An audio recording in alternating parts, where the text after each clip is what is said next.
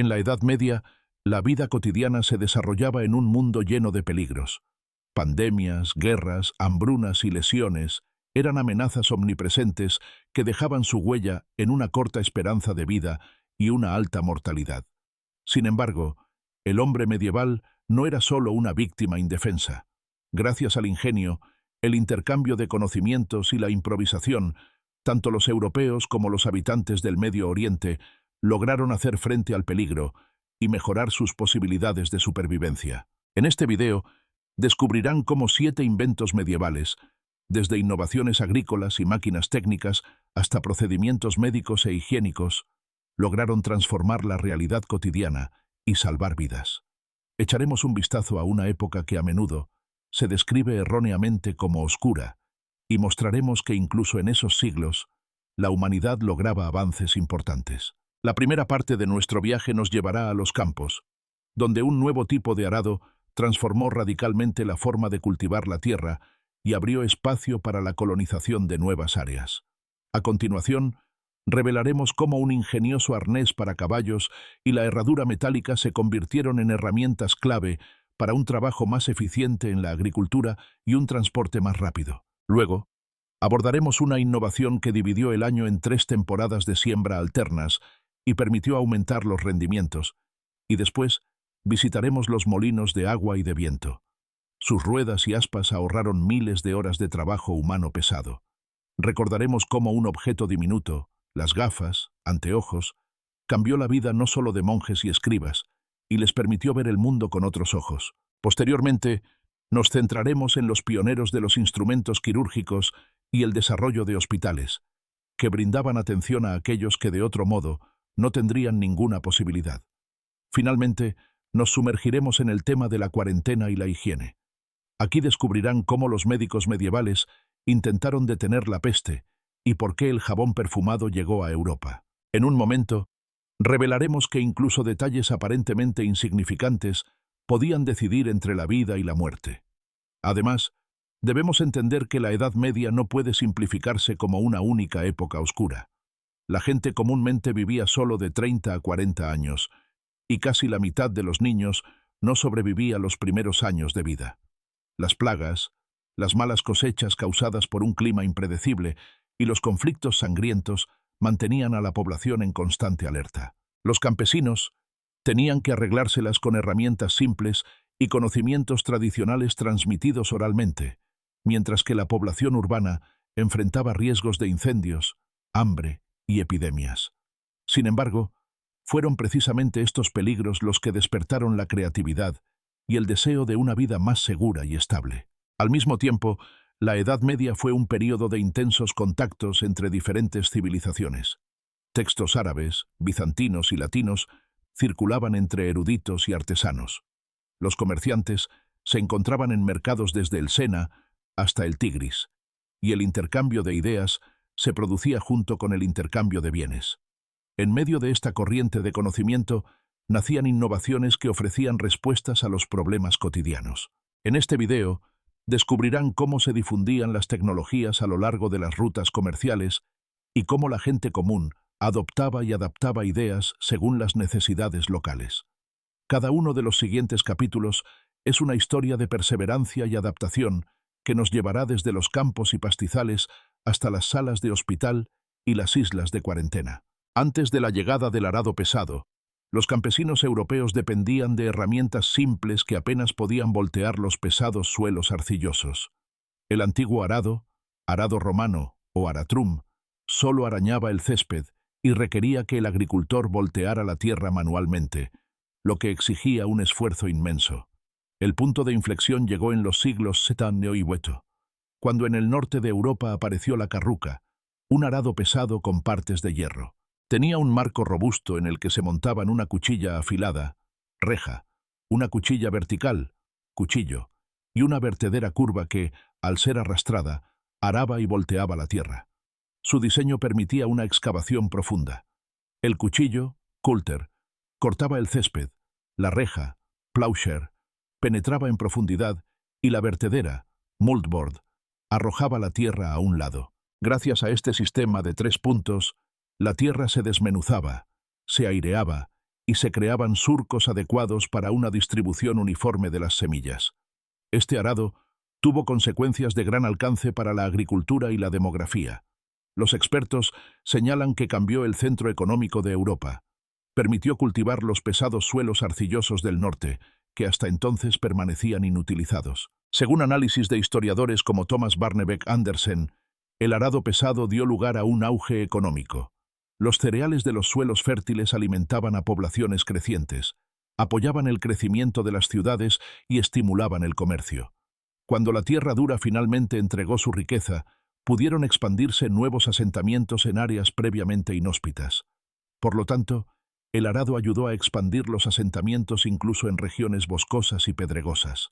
Historiadores del siglo X registraron que, gracias al arado, los campesinos pasaban menos tiempo en el campo y tenían más espacio para dedicarse a otras actividades, como la artesanía y el comercio local. Incluso antes de la llegada de la carruca, en los suelos ligeros del Mediterráneo se usaba una reja simple llamada aratrum, que surcaba la superficie y dejaba tras de sí una hilera poco profunda.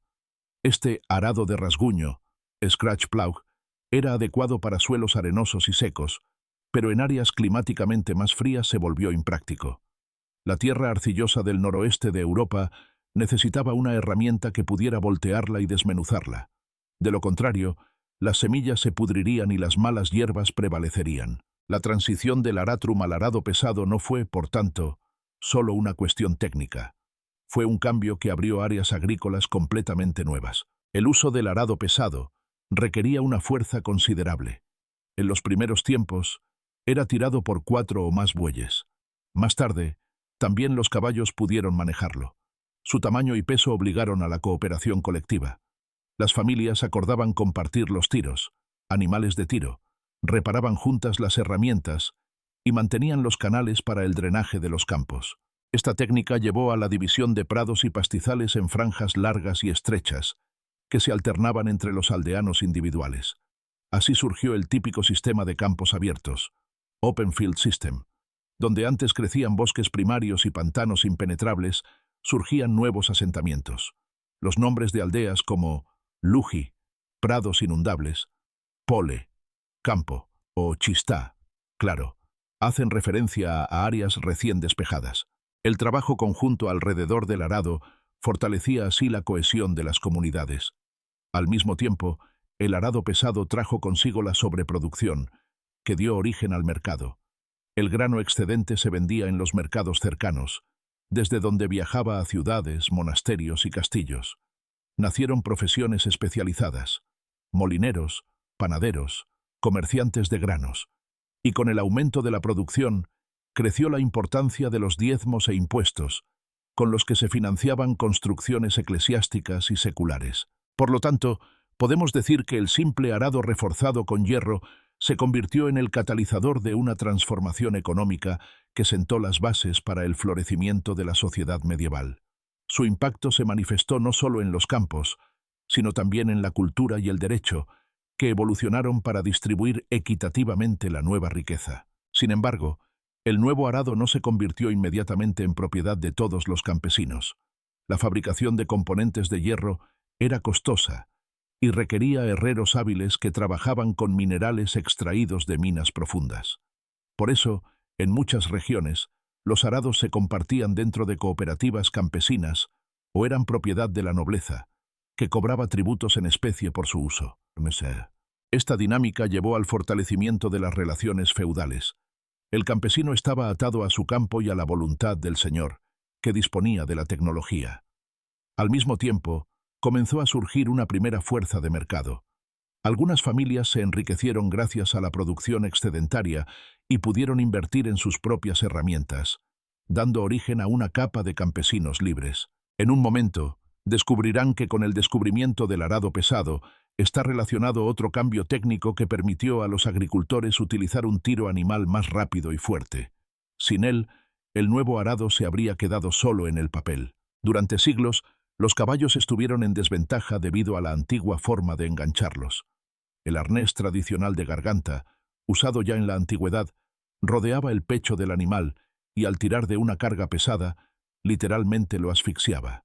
Solo en la Edad Media llegó un cambio revolucionario: la collera rígida, que distribuía el peso sobre los hombros del caballo y le permitía respirar libremente. Fuentes del siglo XI indican que este nuevo arnés eliminó el problema del estrangulamiento y abrió el camino para un uso más eficiente de los caballos. Gracias a esto, los agricultores pudieron enganchar un animal más fuerte y rápido en lugar de los bueyes más lentos. El resultado no fue solo una mayor fuerza de tracción, sino también una mayor velocidad de arado y transporte. Según los historiadores contemporáneos, este invento selló la colaboración entre el caballo y el arado pesado. Otro paso importante lo representan las herraduras. Un caballo sin placas metálicas protectoras sufría en superficies duras o pedregosas, lo que limitaba su uso. Las herraduras se conocen desde la época romana, pero su uso masivo no se produjo hasta el siglo XI, cuando se extendieron por el norte de Europa. La herradura metálica protegía los cascos del desgaste y permitía a los caballos moverse mejor por caminos de grava. Al mismo tiempo, podían llevar cargas más pesadas. A diferencia de las antiguas hiposandalias de cuero crudo que se desgastaban rápidamente, las herraduras garantizaban una larga vida útil y fiabilidad. La combinación de la collera rígida y las herraduras metálicas proporcionó a los caballos la comodidad y seguridad necesarias, lo que contribuyó a mayores rendimientos en los campos y a un traslado más rápido de personas y mercancías. Incluso antes de la introducción masiva de la collera, los agricultores estaban atados a los bueyes. Aunque los bueyes soportaban largas jornadas de trabajo y eran más baratos de alimentar, eran lentos y necesitaban descansar.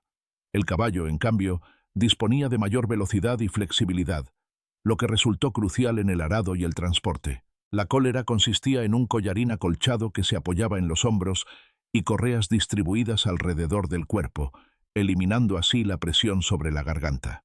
Esta solución simple pero ingeniosa significó que el caballo podía tirar de su carga sin asfixiarse y se convirtió en un socio de trabajo invaluable. El reemplazo de bueyes por caballos trajo cambios significativos a la vida cotidiana.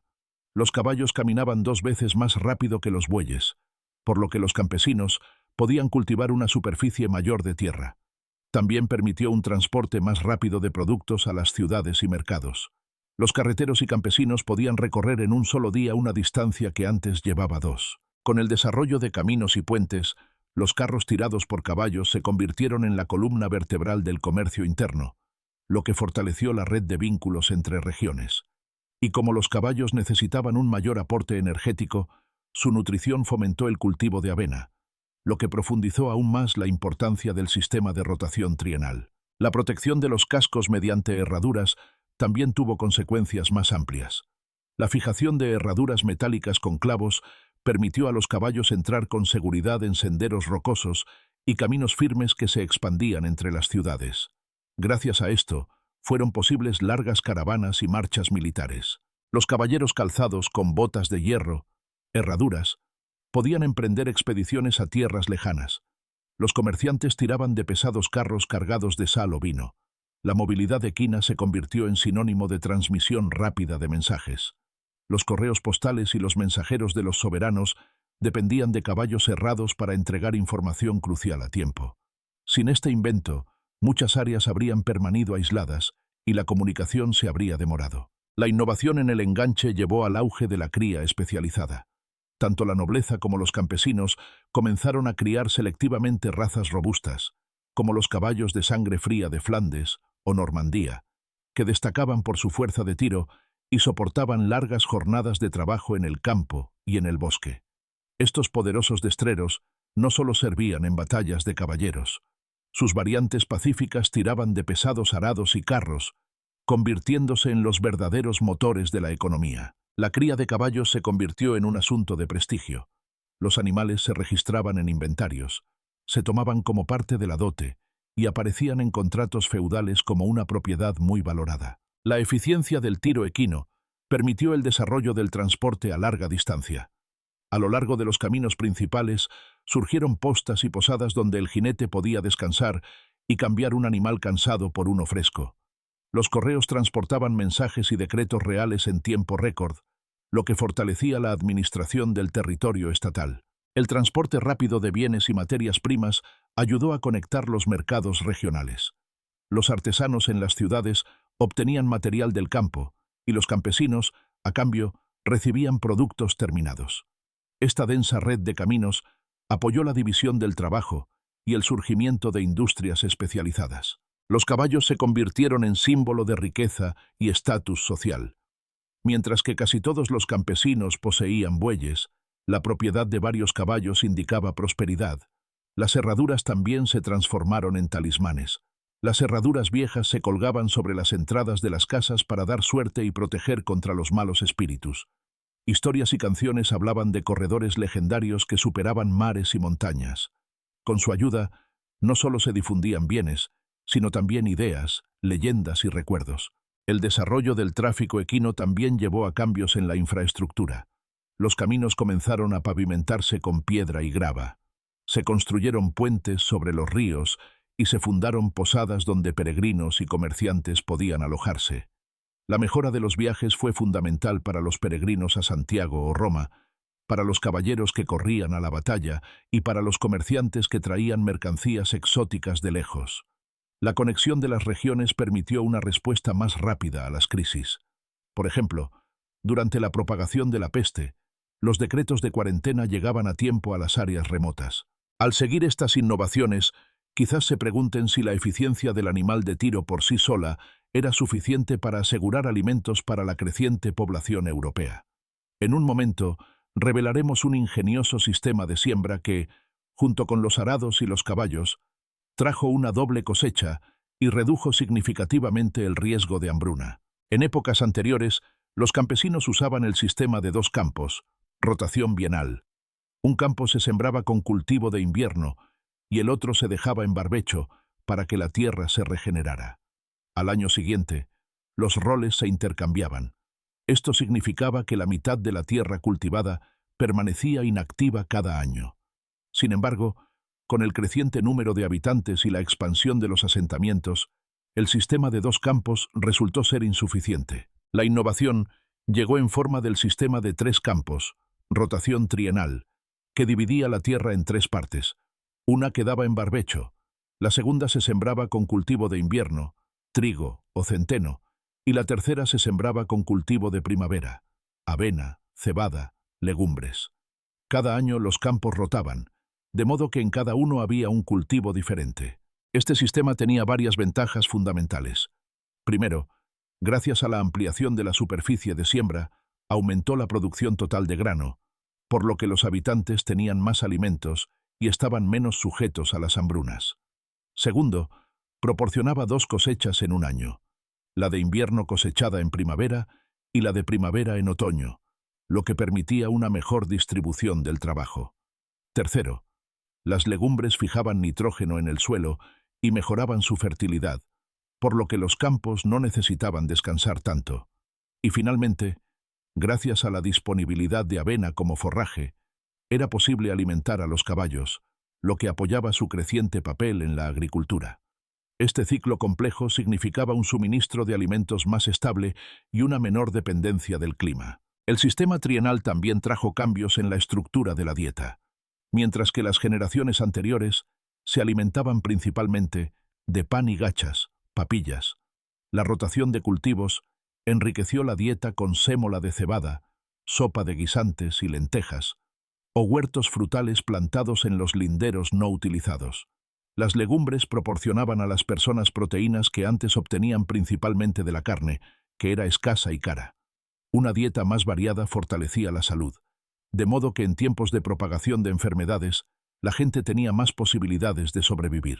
La rotación de cultivos también estaba estrechamente vinculada a la cría de ganado.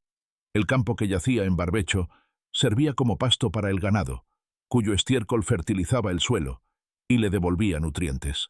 Así surgió un ciclo que conectaba la producción vegetal y animal. Los campesinos debían acordar las fechas de pastoreo para que el ganado no se comiera los brotes jóvenes de los vecinos, lo que fortalecía los procesos de toma de decisiones comunitarios. El sistema trienal no fue solo una innovación tecnológica, sino también un mecanismo social que fomentaba la cooperación y el intercambio de recursos. Además, cambió la percepción del tiempo y de los trabajos estacionales. En lugar de alternar solo 2 fases, se añadió una tercera. y los campesinos tuvieron que planificar la siembra, la cosecha y el mantenimiento de los campos con mayor precisión. El ritmo anual se volvió más variado, y la gente preveía mejor cuándo tendrían picos de trabajo y cuándo sería un período de calma. En este video descubrirán cómo este nuevo calendario ayudó a las comunidades a responder mejor a las fluctuaciones climáticas y cómo, gracias a una mejor organización del trabajo, aumentaba el bienestar general. El siguiente capítulo les mostrará que la riqueza alimentaria no podía prescindir de la tecnología adecuada para su procesamiento. Con el sistema trienal también se desarrolló un ritmo social. Los habitantes del pueblo coordinaban el arado, la siembra y la cosecha. Las pausas entre las diferentes fases permitían a las comunidades dedicarse a construcciones comunes, artesanías y actividades comerciales. El impacto directo en la supervivencia era evidente. Mayores rendimientos y una dieta más variada fortalecieron la inmunidad de la población y redujeron la susceptibilidad a las enfermedades. En el próximo capítulo veremos cómo las nuevas áreas cultivadas y el aumento de la producción necesitaron otra tecnología, una máquina que procesara el grano sin necesidad de trabajo manual pesado. En un momento, nos encontraremos junto a los rumorosos canales de los molinos de agua y los vientos que impulsan las aspas de los molinos de viento. Este sistema demostró ser extremadamente flexible en tiempos de cambio climático. En el siglo XIV, Europa enfrentó una serie de años más fríos, conocida como la Pequeña Edad de Hielo. Los campesinos respondieron seleccionando variedades más resistentes. El centeno y la avena toleraban las bajas temperaturas mejor que el trigo. Las legumbres, por su parte, podían fijar nitrógeno incluso en suelos menos fértiles. La rotación de cultivos proporcionaba así una garantía de que, incluso en un año desfavorable, el pueblo tendría al menos alguna cosecha. En el sur de Europa, donde los calores del verano secaban el suelo, el sistema bienal persistió por más tiempo, pero las regiones del norte adoptaron rápidamente la rotación trienal precisamente por su resistencia a las fluctuaciones climáticas. Las diferencias en la adopción del sistema también eran evidentes a nivel regional. En muchos valles surgieron variantes con 4 campos, donde el cuarto campo se sembraba con forraje para el ganado o se usaba como huerto. Donde la tierra era pedregosa, se sembraba una mayor cantidad de legumbres, porque con su sistema de raíces aflojaban la tierra y mejoraban la estructura del suelo cultivable. Por el contrario, en las regiones vinícolas, el sistema se combinaba con viñedos y olivares, que aportaban otra fuente de sustento. Un papel clave lo jugaba la regeneración del suelo. Las legumbres enriquecían la tierra con nitrógeno, lo que aumentaba la fertilidad y reducía la necesidad de dejar los campos en barbecho durante largos periodos. Los campesinos comenzaron a practicar la fertilización alterna. Durante el pastoreo, el ganado fertilizaba el campo en barbecho y con los restos vegetales se hacía compost. Gradualmente, se desarrolló un conocimiento del ciclo de nutrientes, que fue el precursor de las modernas teorías agronómicas. El sistema trienal permitió el crecimiento demográfico. Una dieta más estable y variada llevó al fortalecimiento de la inmunidad, una menor mortalidad y una mayor tasa de natalidad. El excedente de producción se vendía en los mercados, lo que permitió financiar la construcción de escuelas, iglesias y castillos. El florecimiento de ciudades desde Londres hasta Cracovia se basó en el suministro de grano del campo. Sin hambrunas regulares, artesanos, artistas y eruditos podían desarrollar sus campos. En este video descubrirán cómo el aumento del rendimiento también se reflejó en el tiempo que la gente podía dedicar a actividades comunitarias y cómo el desarrollo de la agricultura se tradujo en cambios sociales y culturales. Cuando los campesinos medievales comenzaron a cosechar más grano, buscaron formas de moler los granos más rápido que con molinos de mano o usando la fuerza animal. La solución fueron los molinos de agua, una antigua tecnología romana que los bizantinos desarrollaron aún más. Se extendió por Europa desde el siglo VIII. Hacia el año 1086, el Domesday Book registra alrededor de 6.000 molinos de agua en Inglaterra, lo que indica una expansión masiva. La rueda hidráulica estaba conectada a un eje que hacía girar la piedra de molino superior, volandera. La piedra inferior permanecía fija, y entre ambas se trituraban los granos de cereal. Según la descripción de molinos conservados, era posible ajustar la finura de la molienda gracias a las estrías en las piedras y al levantar la piedra superior. Los molinos de agua ahorraban así tiempo y fuerza a las personas, proporcionaban harina fina y permitían que más habitantes sobrevivieran al invierno. La tecnología no se limitaba solo a los canales clásicos. En algunas áreas, especialmente en la costa, se utilizaban molinos de marea. Hallazgos arqueológicos en Irlanda revelaron que en Kiloteran ya existía un molino de marea de rueda vertical en el siglo VI, y otro del siglo VIII se ha conservado en Nendrum. Esta máquina proporcionaba de 7 a 8 caballos de fuerza y permitía moler independientemente del caudal de los ríos. Los molinos de marea se construían ingeniosamente en canales o bahías donde se acumulaba agua, que luego impulsaba las ruedas durante la marea baja. En áreas sin corrientes de agua, o donde el agua se congelaba en invierno, se extendieron los molinos de viento. Los primeros molinos de viento europeos documentados aparecieron en Normandía alrededor de 1680 y pronto penetraron en Inglaterra, Flandes, Alemania, Dinamarca y Polonia. En Inglaterra hay una mención temprana de un molino de viento vertical de 1185 en Yorkshire. Estos molinos de poste, post mills, podían girar enteros según la dirección del viento, lo cual era práctico en llanuras abiertas. Los molinos de viento servían principalmente para moler grano. Sin embargo, algunos también se utilizaron para bombear agua de minas o en molinos para la fabricación de papel. Los propietarios de fincas y municipios aseguraban gracias a ellos una ventaja estratégica, ya que un molino podía servir a muchas familias, convirtiéndose en el centro de la economía y una fuente de ingresos. El denominador común de los molinos de agua y de viento era el uso de la energía inagotable de la naturaleza. Los habitantes de la Europa medieval transformaron así la fuerza del agua corriente y del viento soplante en alimentos, madera, telas o productos metálicos, reduciendo la carga física de las personas y aumentando la productividad. Sin estas máquinas, la riqueza del sistema trienal y los arados pesados habría quedado parcialmente desaprovechada. Los molinos de agua evolucionaron en diferentes variantes. El más extendido era el molino de rueda hidráulica inferior, undershot, donde la corriente del río golpeaba las paletas de la rueda desde abajo. En las zonas montañosas se utilizaba el overshot, donde el agua caía sobre la rueda desde arriba desde un canal elevado, creando más fuerza. En algunos lugares se construían molinos horizontales con eje vertical, que eran más simples y baratos de construir. Cada tipo se adaptaba a las condiciones locales. El terreno accidentado, la cantidad de precipitaciones y la velocidad de la corriente determinaban qué molino sería el más eficiente. Sin embargo, la fuerza de los molinos no solo servía para moler grano. La rueda hidráulica impulsaba martillos en las ferrerías, martinetes, que forjaban el hierro y producían herraduras o armas.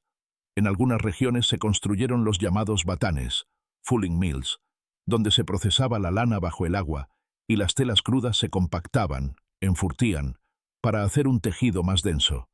Además, existían aserraderos que, gracias a la rueda hidráulica, podían cortar troncos de árboles en tablas con mucho menos esfuerzo. Estas diversas aplicaciones contribuían al desarrollo de la artesanía, la construcción y el arte militar, y por lo tanto, a la supervivencia de las comunidades. Los molinos de viento, por su parte, en algunas áreas cumplían el papel de centros de poder. Dado que eran costosos de construir y mantener, a menudo pertenecían a señores o monasterios que cobraban a los campesinos tasas por la molienda obligatoria. El llamado peaje señorial aseguraba que el molinero fuera leal al señor y que los campesinos dependieran de su máquina. Este vínculo provocaba conflictos ocasionales, cuando los campesinos usaban en secreto molinos de mano para evitar las tasas. Los molinos se convirtieron así en símbolo no solo de progreso técnico, sino también de control social. No obstante, su contribución a la supervivencia prevaleció. Dieron a la gente tiempo para dedicarse a otras actividades, como la artesanía, el comercio o el cuidado de la familia. Los molinos se convirtieron al mismo tiempo en centros sociales y de poder. Cuando llegaba el día de la molienda, los aldeanos se reunían junto al canal del molino para esperar su ración de harina. Entre las nubes blancas de vapor de harina, compartían historias, concertaban matrimonios e intercambiaban productos. Los propietarios de los molinos, señores, monasterios o municipios, cobraban tasas por el uso de la instalación, lo que fortalecía su autoridad. En algunas regiones, El peaje se convirtió en un tema controvertido, y los campesinos recurrían a molinos de mano secretos para evitar los impuestos. Sin embargo, la mayoría de las comunidades reconocía que sin los molineros, el grano se convertiría solo en montones de cereal, y que compartir la máquina fortalecía la solidaridad. La tecnología de los molinos de viento evolucionó. Además de los molinos de poste, aparecieron los llamados molinos de torre, Tower Mills, donde solo el techo con las aspas era giratorio. La torre de piedra fija proporcionaba espacio para el almacenamiento y resistía los embates del viento. En los Países Bajos, los molinos de viento se convirtieron en la base de los proyectos de gestión del agua. Se usaban para bombear agua de los pólderes y secar pantanos, creando así nueva tierra cultivable. Cada aspa ayudaba así a expandir el territorio que podía alimentar a más habitantes. La conexión de la energía hidráulica y eólica con otras tecnologías indica cómo la Edad Media se preparaba para la posterior revolución industrial. Los molinos utilizaban fuentes renovables y demostraron que el trabajo humano podía ser reemplazado por la fuerza mecánica. Sin las ruedas y aspas girando, el excedente de grano del sistema trienal no se habría procesado a tiempo y la gente habría pasado hambre. Estas máquinas fueron los discretos predecesores de las actuales centrales hidroeléctricas y turbinas eólicas, que también en nuestro tiempo proporcionan energía limpia. En un momento, nos centraremos en un invento mucho más sutil, que no trabajaba con mecánica masiva, sino con frágiles vidrios, las gafas, anteojos. Quizás les sorprenda que este diminuto objeto diera a muchas personas una segunda oportunidad de ver el mundo. La vista se debilita con la edad. Para un escriba, erudito o artesano medieval, esto podía significar el fin de su trabajo y la pérdida de su sustento. A finales del siglo XIII, apareció en Italia una ayuda revolucionaria, las gafas. Escribe sobre ellas el predicador Fra Giordano da Pisa en su sermón de 1306, donde menciona que conoció al hombre que inventó esta novedad hacía apenas 20 años. Las gafas más antiguas eran simples. Dos lentes convexas unidas por un puente se colocaban sobre la nariz. No tenían patillas y debían sujetarse o presionarse como los quevedos, pincenez. La forma convexa de las lentes ayudaba principalmente a las personas que sufrían de hipermetropía, es decir, visión de cerca deteriorada, lo cual era un problema común en los escribas mayores. Más tarde, aparecieron también lentes cóncavas para los miopes. La fabricación de gafas se profesionalizó rápidamente. En el siglo XV, existían centros de tallado de lentes en Italia y Alemania, donde podían producir una amplia gama de dioptrías. Un testimonio interesante es un pedido del duque de Milán de 1366, en el que encargó 200 gafas de diferentes graduaciones. Esto atestigua la difusión y disponibilidad de esta ayuda. Gracias a las gafas, la gente podía continuar trabajando y leyendo incluso a una edad avanzada, cuando su vista de otro modo ya fallaría. Algunos manuscritos de monasterios incluso mencionan que los monjes mayores se hacían fabricar soportes especiales o cordones para que las gafas no se les resbalaran. El efecto de las gafas en la supervivencia no residía solo en la continuación de la actividad intelectual, sino también en las artesanías prácticas. Orfebres, sastres, médicos y boticarios podían seguir leyendo y fabricando herramientas precisas. Las gafas también permitían a las personas mayores participar en la educación y en la toma de decisiones en los municipios, transmitiendo así su experiencia a las generaciones más jóvenes. Esta discreta innovación de cristal nos recuerda que la tecnología no siempre es una máquina monumental. A veces es un objeto diminuto que cambia drásticamente la vida humana. Mientras que las gafas ayudaban a los individuos, en la próxima parte de nuestra narración nos dedicaremos a descubrimientos que salvaban a pacientes con heridas y enfermedades graves. En un momento, nos sumergiremos en el mundo de la cirugía temprana y la atención sanitaria. La fabricación de vidrio de calidad fue una condición clave para la creación de las gafas. Venecia y su isla de Murano se convirtieron en el centro del arte vidriero. Los maestros de allí desarrollaron un vidrio claro y transparente que se podía tallar sin grandes defectos. El tallado de lentes requería paciencia y sentido del detalle. El vidriero debía lograr la curvatura correcta para que los rayos de luz pasaran a través de la lente de tal manera que la imagen fuera nítida. Este arte se extendió rápidamente a otras ciudades y los fabricantes de gafas comenzaron a marcar sus productos y a venderlos en los mercados como mercancía valiosa. Las gafas influyeron significativamente en la vida educativa y religiosa. En los scriptoria, salas de escritura, de los monasterios, los escritos de autores antiguos cobraron nueva vida, porque los monjes mayores podían continuar su trabajo de copia. Los eruditos en las universidades de París, Bolonia u Oxford usaban gafas al leer los volúmenes de pergamino, prolongando así el tiempo durante el cual podían educarse y enseñar. También en los talleres urbanos, orfebres, miniaturistas y médicos utilizaban gafas, ya que necesitaban trabajar con detalles diminutos. En este video descubrirán que este pequeño arco de cristal influyó no solo en carreras individuales, sino también en el patrimonio cultural de regiones enteras. Mientras que las gafas ayudaban a los individuos, en la próxima parte de nuestra narración nos dedicaremos a descubrimientos que salvaban a pacientes con heridas y enfermedades graves. En un momento, nos sumergiremos en el mundo de la cirugía temprana y la atención sanitaria.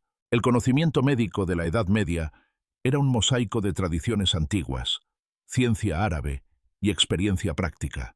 Una de las figuras más destacadas fue Abu al-Qasim al-Zahrawi, conocido en Europa como Abul Qasis. Este cirujano andalusí del siglo X escribió la obra Al-Tasrif, una enciclopedia de medicina de 30 volúmenes, en la que dedicó mucho espacio a la cirugía. Describió operaciones de ojo, oído, garganta, extirpación de amígdalas, traqueotomía, extracción de pólipos nasales o la separación, ligadura de arterias. Sus procedimientos incluían el uso de la cauterización para detener el sangrado, la extirpación de tumores y abscesos, así como una descripción detallada de cómo ligar vasos sanguíneos y usar suturas de catgut, intestino de gato, el predecesor de las suturas absorbibles. Al-Zahrawi diseñó más de 200 instrumentos quirúrgicos, incluyendo tijeras especiales, pinzas, instrumentos obstétricos o herramientas para la extracción de dientes, y adjuntó ilustraciones detalladas a sus textos. Su obra fue traducida al latín y se convirtió en el libro de texto fundamental en las facultades de medicina europeas. Gracias a esto, el conocimiento se extendió también al norte del continente y ayudó a tratar heridas que de otro modo habrían sido mortales. Además de Al-Zahrawi, otros médicos contribuyeron a la cirugía. Por ejemplo, el italiano Guy de Chauliac en el siglo XIV, quien estudió y sistematizó los procedimientos quirúrgicos. Las intervenciones quirúrgicas de la Alta Edad Media a menudo tenían lugar en monasterios, y los médicos utilizaban hierbas y opio para aliviar el dolor. Aunque el riesgo de infección era alto, el desarrollo de instrumental y operaciones significó que algunos heridos sobrevivieran, cuando de otro modo habrían muerto. Parte del sistema de atención eran también los hospitales. En la Europa de la Alta Edad Media, la mayor parte de la atención se proporcionaba en monasterios. Las regulaciones eclesiásticas instaban a que parte de los ingresos de la diócesis se dedicara a la limosna y a proporcionar refugio a los pobres. Estos primeros senodochia, hospederías, tenían diversas formas: casas para peregrinos, albergues para pobres, casas para enfermos, orfanatos, nalecinse o asilos para ancianos. Durante los siglos XI al XIII se produjo en Europa un llamado auge caritativo. Las órdenes mendicantes, franciscanos y dominicos, y las órdenes de caballería como los johanitas, hospitalarios, fundaron hospitales en sus monasterios. Los gobiernos municipales y los mecenas ricos también fundaron hospitales, porque comprendieron que el cuidado de los pobres y enfermos ayudaba a mantener la estabilidad social. Por ejemplo, en Inglaterra, entre 1100 y 1250, se fundaron más de 300 hospitales y leproserías. En París, a finales de la Edad Media, había 60, y Lyon, alrededor de 1320, disponía de 20 instalaciones. Los hospitales proporcionaban alojamiento básico, comida y tratamiento a viajeros, peregrinos y pobres. Al mismo tiempo, protegían a la sociedad de la propagación de enfermedades. Sin embargo, la diferencia entre los hospitales de entonces y los de hoy es evidente. Las instituciones medievales se parecían más a hospicios y refugios que a clínicas modernas. El personal monástico a menudo combinaba el cuidado espiritual con el físico. Los pacientes debían confesarse antes del tratamiento y las habitaciones y capillas se adornaban con cruces y frescos. En muchas ciudades, los hospitales tenían una planta de cruz, que simbolizaba la unión entre la fe y el cuidado. Aunque el equipamiento era modesto, estas instalaciones representaban el primer intento de atención institucionalizada a los enfermos. En algunas regiones, como Dubrovnik, Split o Zadar, los aristócratas locales fundaron hospitales para ancianos, enfermos y peregrinos después de las epidemias de peste del siglo XIV. Gracias a ellos, la gente tenía al menos una mínima posibilidad de supervivencia en tiempos de enfermedad y guerra. El conocimiento que Al-Zahrawi recopiló no era solo su experiencia personal. Construyó sobre los cimientos de la medicina antigua, los escritos de Galeno y el juramento hipocrático, y los enriqueció con los conocimientos del mundo árabe. Sus manuscritos contenían no solo procedimientos, sino también ilustraciones de instrumentos, lo que permitió la fabricación precisa de instrumental quirúrgico. Cuando las traducciones latinas de las obras de Al-Zahrawi llegaron a las bibliotecas de Salerno y Montpellier, se convirtieron en el trampolín para el desarrollo de las escuelas de cirugía europeas. Los cirujanos de la Edad Media también experimentaron con el alivio del dolor. Se utilizaban mezclas de opio, mandrágora, vino y hierbas que ayudaban a los pacientes a soportar los dolorosos procedimientos. Además de heridas y amputaciones, los médicos también se dedicaban a la obstetricia, las trepanaciones de cráneo o el tratamiento de las caries dentales. Aunque muchos pacientes no sobrevivían a la intervención, gradualmente mejoró la técnica y la higiene. Los instrumentos se calentaban sobre el fuego para desinfectarlos, y los cirujanos se lavaban las manos en soluciones de hierbas. Estos procedimientos prepararon el terreno para los métodos antisépticos posteriores. Los hospitales se desarrollaron no solo como lugares de curación, sino también como instituciones de atención social. Algunos se especializaban en grupos concretos. Existían leproserías para leprosos, lazaretos para personas con enfermedades infecciosas, hospicios para moribundos y hospitales para pobres y ancianos. En cada una de estas instalaciones trabajaba personal compuesto por monjes, monjas, laicos y, ocasionalmente, médicos formados. La fuente de financiación eran donaciones de la nobleza, diezmos eclesiásticos y fundaciones de ricos comerciantes. La atención se centraba a menudo más en el consuelo que en la curación.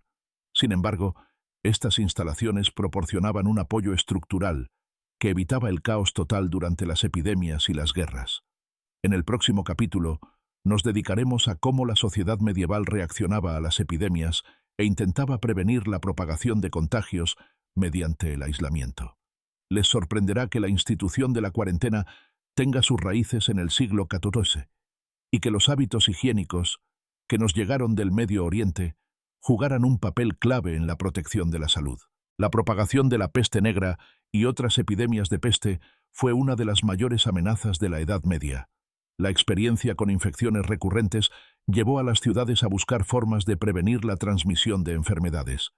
En 1377, el Consejo de la ciudad de Ragusa, actual Dubrovnik, emitió una ordenanza según la cual los viajeros procedentes de áreas afectadas por la peste debían pasar 30 días aislados en el puerto o en una isla cercana antes de que se les permitiera entrar en la ciudad. Este aislamiento de 30 días, llamado Trentina, tenía lugar en barracones de madera llamados lazaretos. Los habitantes de la ciudad no podían comunicarse con los recién llegados confinados, y la violación de esta norma conllevaba fuertes castigos. Su objetivo era esperar a ver si aparecían los síntomas de la peste y proteger así a la comunidad. Venecia fue aún más lejos unas décadas después. En 1448, el Senado extendió el período de aislamiento para los barcos a 40 días, creando así el término cuarentena.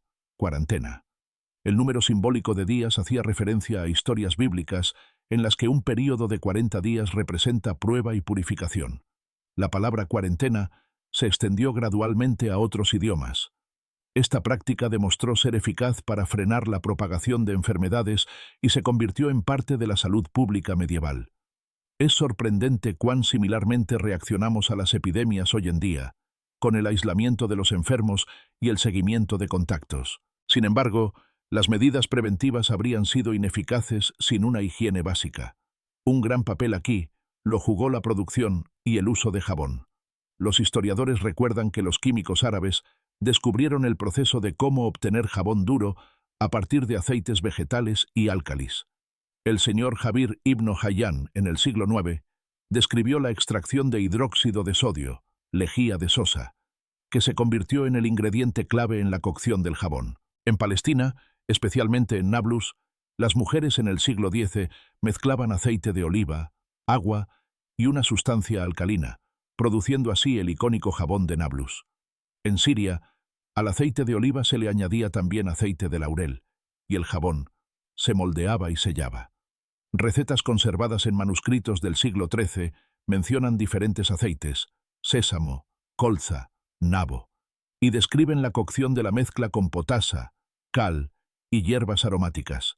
Estas innovaciones muestran cómo los científicos musulmanes perfeccionaron la saponificación e hicieron el jabón agradable para la piel. Gracias a las cruzadas y los contactos comerciales, el conocimiento de la fabricación de jabón llegó a Europa.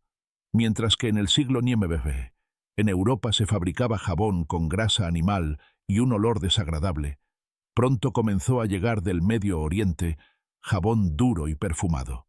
Ciudades sirias como Damasco, Alepo y Nablus exportaban jabón fragante a los puertos mediterráneos y difundían la tecnología. Los talleres europeos posteriormente enriquecieron la ceniza de madera, lejía alcalina, con cal apagada para obtener un saponificador más concentrado.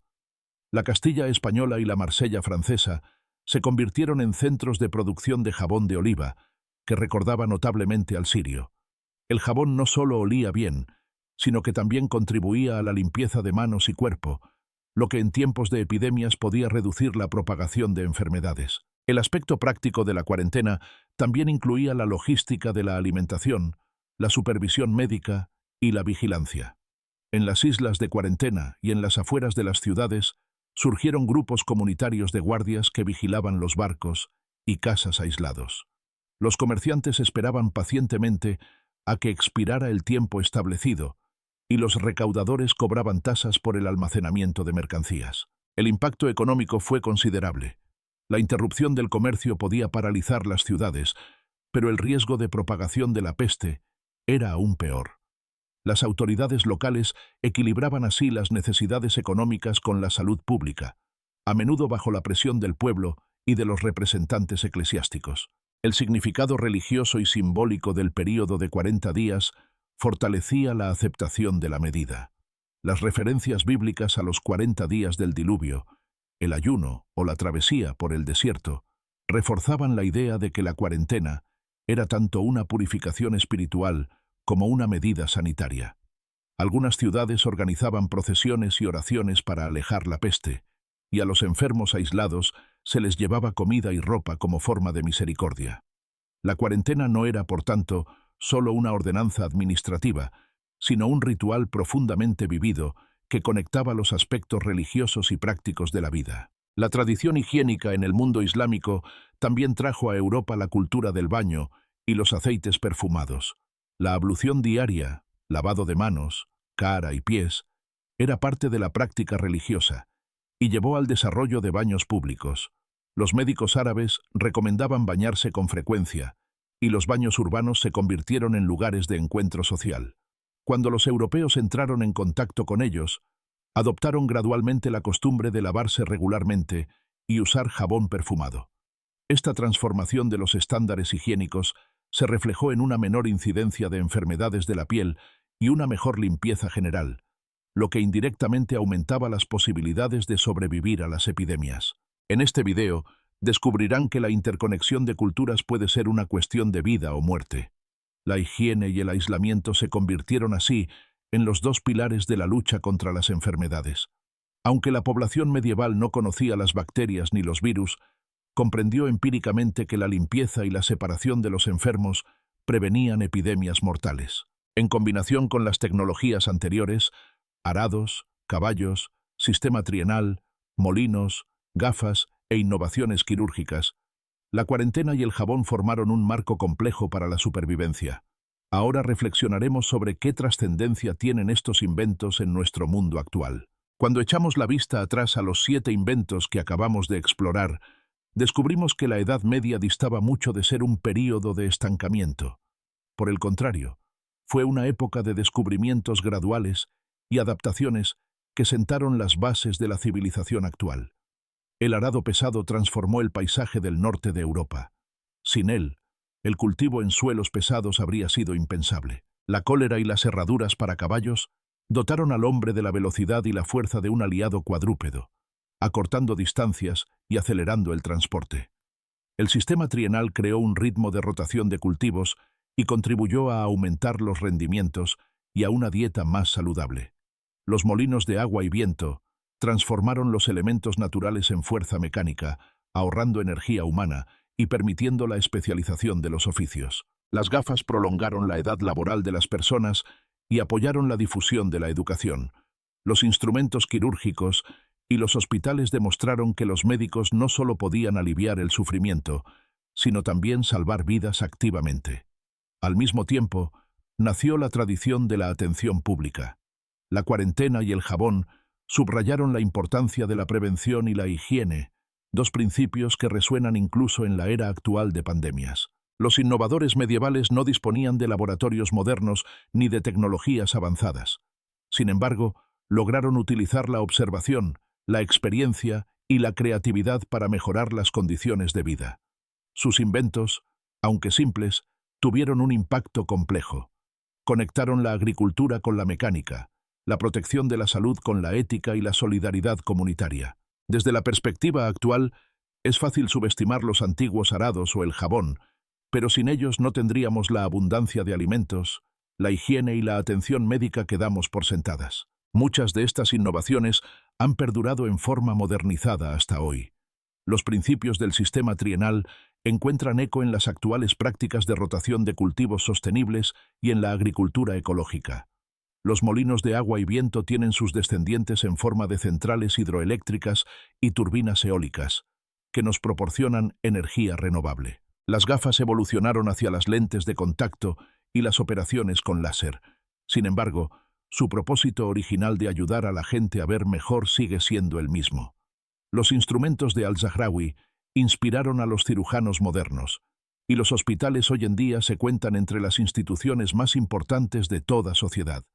La cuarentena y el jabón han demostrado ser indispensables incluso en el siglo XXI, cuando el mundo enfrenta nuevas pandemias. Entonces, ¿qué conecta todos estos inventos? Es la capacidad humana de aprender de la naturaleza y transmitir conocimientos a través de generaciones y continentes. Cada uno de ellos surgió como respuesta a un problema concreto: suelos arcillosos pesados, transporte lento, tierra agotada, falta de energía, vista debilitada, dolor y enfermedad, o epidemias incontrolables. Y, sin embargo, todos juntos crearon una red de innovaciones que transformó la Europa medieval de un mundo fragmentado en mosaico a un todo más conectado, productivo y resiliente. Desde la perspectiva actual, las rejas de hierro, las colleras o las pastillas de jabón pueden parecer arcaicos, pero seamos conscientes de que sin ellos, las modernas máquinas agrícolas, los trenes de alta velocidad, los laboratorios médicos o las limpias salas de hospital nunca habrían surgido. La ciencia actual se apoya en los hombros de aquellos que una vez idearon cómo voltear mejor un terrón de tierra, cómo clavar una herradura o cómo hervir aceite con lejía. Ningún progreso es evidente, y la historia de los inventos medievales nos enseña que incluso pequeños pasos pueden tener un alcance secular. Y como la historia es parte de nuestra identidad, me alegrará que la compartan y ayuden así a mantener vivo el conocimiento sobre las generaciones pasadas. Desde este punto de vista, los inventos medievales no pertenecen al olvido. Son parte de una larga continuidad del ingenio humano. Mantuvieron con vida a millones de personas y sentaron lazas para el progreso futuro. Espero que esta narración les haya inspirado a reflexionar sobre cómo incluso las cosas aparentemente ordinarias pueden tener un impacto fundamental. Si les ha gustado el video, me alegrará que le den me gusta y lo compartan con otros interesados en la historia. Espero verlos en próximos temas y les deseo un hermoso día.